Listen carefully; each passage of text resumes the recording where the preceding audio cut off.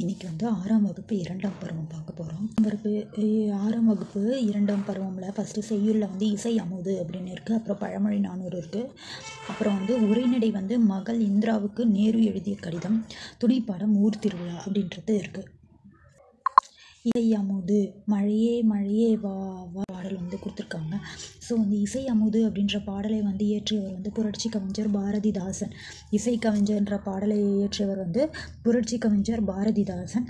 இதில் வரக்கூடிய சொல் பொருள் விளக்கம்ன்றதை பார்க்கலாம். வானப்புனல், வானப்புனல்னா மழை நீர் அப்படின்னு அர்த்தம். வானப்புனல். வையத்து அமுது, வையத்து அமுதுனா உலகின் அமுதுன்னு அர்த்தம். வையத்து அமுது உலகின் அமுது. வையம் என்றால் உலகம். வையம்னா இந்த வையகம் முழுவதும் அப்படின்னு சொல்கிறோம். அது மாதிரி வையகம் என்றால் உலகம். தகரப்பந்தல், தகரப்பந்தல்னா தகரத்தால் அமைக்கப்பட்ட பந்தல். பொடி, பொடி என்றால் மகரந்த பொடி. தழை, செடி. தழைனா செடின்னு அர்த்தம். அடுத்ததான் தழையா வெப்பம். தழையா வெப்பம்னா பெருகும் வெப்பம், குறையாத வெப்பம் எனவும் பொருள் கொள்ளலாம். தழையா வெப்பம், பெருகும் வெப்பம், குறையாத வெப்பம் எனவும் பொருள் கொள்ளலாம். தழைக்கவும், தழைக்கும்னா குறையும் அப்படின்னு அர்த்தம். அடுத்தது புரட்சி கவிஞர் எனவும் பாவேந்தர் என்றும் புகழ்படுபவர் தான் பாரதிதாசன். பாரதிதாசனுடைய ஆசிரியர் குறிப்பு வந்து புரட்சி கவிஞர் இல்லை பாவேந்தர் சொல்லலாம். இவர் தம் இயற்பெயர் வந்து சுப்புரத்தினம். இவர் பாரதியார் கவிதை மீது கொண்ட காதலால் தம்முடைய பெயரை பாரதிதாசன் என மாற்றிக்கொண்டார். இவர் பாரதியார் கவிதை மீது கொண்ட காதலை பாரதிதாசன் மாற்றினார். இவருடைய நூல்கள் வந்து பாண்டியன் பரிசு, அழகின் சிரிப்பு, குடும்பம். இந்த காலம் வந்து நம்ம படித்து வச்சுக்கலாம். அடுத்தது பழமொழி 400. பழமொழி 400னா கல்வியின் சிறப்பு. கல்வியின் சிறப்பு. ஆற்றவும் கற்றார் அறிவுடையார் அஃதுடையார் நாற்றிசையும் செல்லாத நாடில்லை, அந்நாடு வேற்று நாடு ஆகா தமவேயாம் ஆயினால் ஆற்றுனா வேண்டுவதில். ஆற்றவும் கற்றார் அறிவுடையார் அஃதுடையார் நாற்றிசையும் செல்லாத நாடில்லை, அந்நாட்டு வேற்று நாடு ஆக தமவேயாம். ஸோ இந்த முதல் வரி வந்து கொடுத்துட்டு வந்து இது இந்த வரி எந்த பாடலில் இடம்பெற்றிருக்கு அப்படின்னு கேட்டிருப்பாங்க.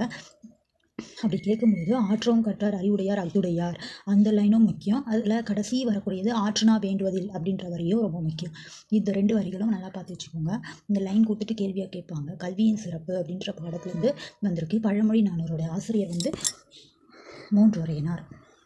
ஸோ கொஞ்சம் நேற்று வந்து உடம்பு வந்து ப்ராப்ளம் ஆனதால் தான் இது வீடியோவே போடலை சுத்தமாக. ஓகே.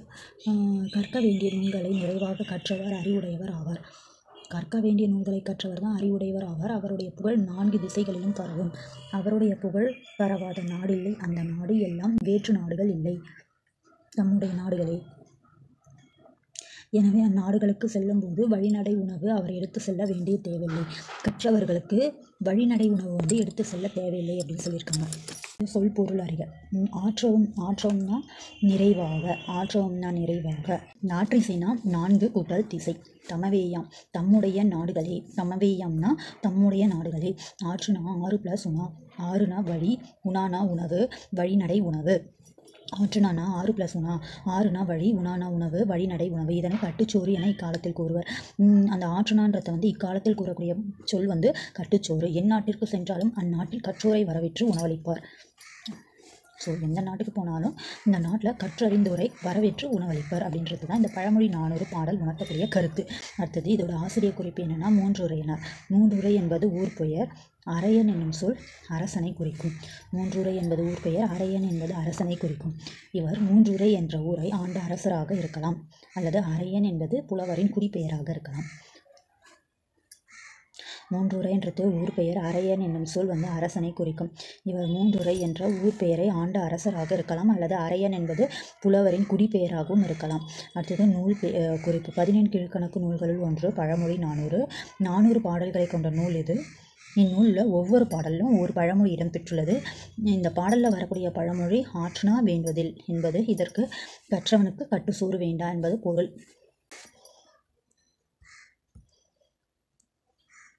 அடுத்தது மகள் இந்திராவுக்கு நேரு எழுதிய கடிதம். நமது இந்திய நாட்டின் விடுதலைக்காக பாடுபட்ட தலைவர்களுள் ஒருவர் தான் ஜவஹர்லால் நேரு.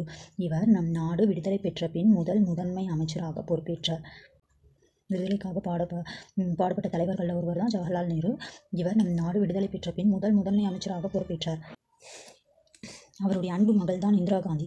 1922ஆம் ஆண்டு முதல் 64ஆம் ஆண்டு வரை, அதாவது இவர் வந்து 42 வருஷம் தொடர்ந்து மகளுக்கு கடிதம் எழுதி கொண்டே இருந்தார். ஜவஹர்லால் நேருவோட மகள் தான் இந்திரா காந்தி. 1922ஆம் ஆண்டு முதல் 64 வரை தொடர்ந்து 42 ஆண்டுகள் வரை தன் மகளுக்கு வந்து கடிதம் எழுதி கொண்டே இருந்தார். நேரு வெளிநாட்டுக்கு சென்ற போதெல்லாம் இந்தியாவில் இருந்தபோது மகளுக்கு கடிதம் எழுதினார். சிறைசாலையில் அடைக்கப்பட்ட போதும் கூட ஒரு கடிதம் எழுதுவதனை நிறுத்தவே இல்லை. வெளிநாட்டுக்கு போனாலும் எழுதுறாரு. சிறைசாலையில் வந்து நேரு அடைச்சப்போவும் கடிதம் எழுதுவதை நிறுத்தலை. தாகூரின் விஸ்வபாரதி கல்லூரியில் இந்திரா காந்தி சேர்ந்தபோது அவர் எழுதிய கடிதம் இது. விஸ்வபாரதி கல்லூரி மேற்கு வங்காளத்தில் உள்ள சாந்தி நிகேதன் என்னும் இடத்தில் உள்ளது. இது ரொம்ப இம்பார்ட்டன்ட். விஸ்வபாரதி கல்லூரி வந்து மேற்கு வங்காளத்தில் சாந்தி நிகேதன் அப்படின்ற இடத்துல இருக்குது. நேரு அடைக்கப்பட்ட சிறை எதுன்னு கேட்பாங்க. நேரு அடைக்கப்பட்ட சிறை வந்து ஆல்மோரா சிறை, ஆல்மோரா மாவட்ட சிறைச்சாலை, பிப்ரவரி 22, 1935. சிறைசாலையில் நான் நலமாக இருக்கிறேன். கிருபாலினி உதவியோடு படிக்க வேண்டிய பாடங்கள் நீ முடித்து விட்டாயா? மகிழ்ச்சி. இந்த பேராசிரியர்களை தனிப்பட்ட முறையில் சந்தித்து கலந்துரையாடுவது நல்லது. கேட்பதனை விட இந்த அணுகுமுறை நல்லது. கேம்பிரிட்ஜ் பல்கலைக்கழகத்தில் நான் படிக்கும்போது அதுதான் நிலைமை. வகுப்பறையில் நடக்கும் உரையாடல்களுக்கு நாங்கள் பெரிய முக்கியத்துவம் கொடுக்க மாட்டோம். ஆசிரியர்களை தனியாக சந்தித்து உரையாடுவோம். அந்த உரையாடல் எங்களுக்கு வளர்ச்சிக்கு பெரிதும் பயனுடையதாக இருந்தது. நீ படிக்கும் சாந்தி நிகேதனில் இந்த நடைமுறை இருக்கிறதா? ஸோ சாந்தி நிகேதனில் படித்தவங்க யாருன்னா இந்திரா காந்தி தான். சாந்தி நிகேதனில் படித்தவங்க இந்திரா காந்தி. அடுத்தது, நீ வாசிப்பதற்காக அவ்வப்போது புத்தகங்கள் நான் அனுப்பலாமா என்று கேட்டிருந்தேன். நீயும் அனுப்ப சொல்லி எழுதியிருக்கிறாய். இப்போது எனக்கு திகைப்பு என்னவென்றால், உனக்கு எப்படிப்பட்ட புத்தகங்களை அனுப்புவது என்பதுதான். புத்தகம் வாசிப்பதனை கடமையாக்குதல் கூடாது அப்படின்ற வரியை சொன்னவர் யாருன்னு கேட்பாங்க, ஜவஹர்லால் நேரு. கட்டாயப்படுத்தவும் கூடாது. அப்படி செய்தால் புத்தக வாசிப்பு மகிழ்ச்சி தராது, வெறுப்பை உண்டாக்கும். அது மட்டுமன்று, எந்த புத்தகத்தை வாசிக்க ஆசை வராது. முன்பெல்லாம் நம்முடைய பாட புத்தகங்களும் தேர்வுகளும் இப்படி வெறுப்பு உண்டாக்கும் விளைவை தான் செய்தன. ஷேக்ஸ்பியர், மில்டன் முதலியோர் எவ்வளோ அற்புதமான ஆங்கில படைப்பாளிகள். ஒவ்வொருவருக்கும் ஒவ்வொரு விதமான புத்தகம் பிடிக்கும். குழந்தையாக இருக்கும்போது ஒரு வகையான புத்தகம் பிடிக்கும், இளைஞராக இருக்கும்போது ஒரு வகையான புத்தகம் பிடிக்கும், வயது ஆக ஆக விருப்பம் மாறும். உனக்கு என்ன புத்தகம் வாசிக்க பிடிக்கும் என சொல். உனக்கு கவிதை வாசிக்க பிடிக்குமா அல்லது வரலாறு, நாட்டு நடப்பு, பொருளாதாரம் முதலிய புத்தகங்கள் பிடிக்குமா என ஈடுபாடு தெரிந்த பின் எந்த புத்தகம் வாசிக்கலாம் என்பது குறித்து உனக்கு எழுதுவேன். ஸோ நேரு வந்து சில புத்தகங்கள் பற்றி பொதுவாக பேசுவார். பிளாட்டோவோட புத்தகங்கள் சுவையானவை, சிந்தனையை தூண்டுபவை. கிரேக்க நாடகங்கள் நம் ஆர்வத்தை தூண்டுபவை. அவை சுருக்கமாக இருக்கும், வாசிக்க எளிதாக இருக்கும். நாடகங்களை பற்றி பேசுகிறோம், அது சரி. நீ காளிதாசரின் சாகுந்தலம் நாடகத்தை வாசித்திருக்கிறாயா? இந்த காளிதாசருடைய சாகுந்தலம் நாடகம். சென்ற ஆண்டு டால்ஸ்டாயோட போரும் அமைதியும் என்ற நூலை எழுதியவர் யார்? டால்ஸ்டாய். போரும் அமைதியும் என்ற நூலை எழுதியவர் டால்ஸ்டாய். உலகின் மிக சிறந்த நூல்களில் அதுவும் ஒன்று. பெர்னாட் ஷாவின் பல நூல்கள் நீ வாசிக்கவில்லை. ஸோ அவர் வந்து ஒரு குறிப்பிட்ட ஒரு நூல்லாம் சொல்கிறாரு, இதை நீ வாசிக்கணும் அப்படின்ற மாதிரி சொல்கிறாரு. எனக்கும் மிகவும் பிடித்தமானவர் பெட்ரன் ரசிஸ். அவருடைய ஆங்கிலம் வந்து ரொம்ப அருமையானது. அறிவார்ந்து எழுத்து அவருடையது. தனி ஒரு மனிதனின் பட்டறிவு மிகவும் குறுகியது. புத்தகங்கள் தனி ஒருவனுடைய மனிதனுடைய அறிவு வந்து மிக குறுகியது. புத்தகம் வாசிப்பதன் மூலமாக அதை வந்து நம்ம மென்மேலும் வந்து பெருக்கிக்கலாம் அப்படின்னு சொல்கிறோம். சிறு மூலையிலிருந்து வெளியேறுகிறோம். மலை மீது ஏறி நின்று இதுவரை பார்க்காத உலக காட்சிகளை பார்க்கும் உணவை பெறுகிறோம். இதோட ஒரு எக்ஸாம் பாயிண்ட் ஆஃப் வியூவில் இது ரொம்ப முக்கியம். மேட்ச் ஃபாலோயிங் மாதிரி கேட்பாங்க. கேம்பிரிட்ஜ் பல்கலைக்கழகம் வந்து இந்திரா காந்தி.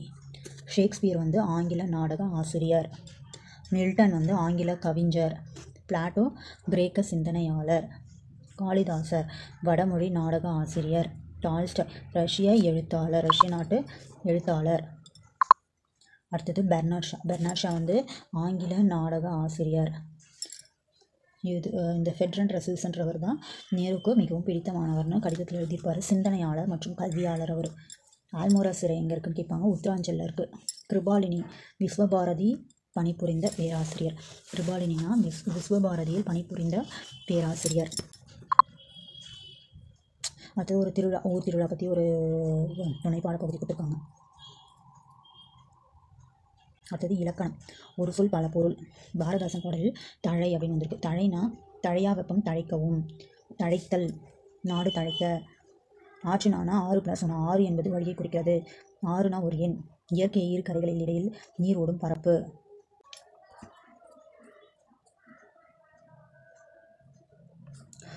ஸோ ஓல்டு புக்குன்றதால நம்ம ஒன் டைம் வந்து படித்தாவே போவோம்.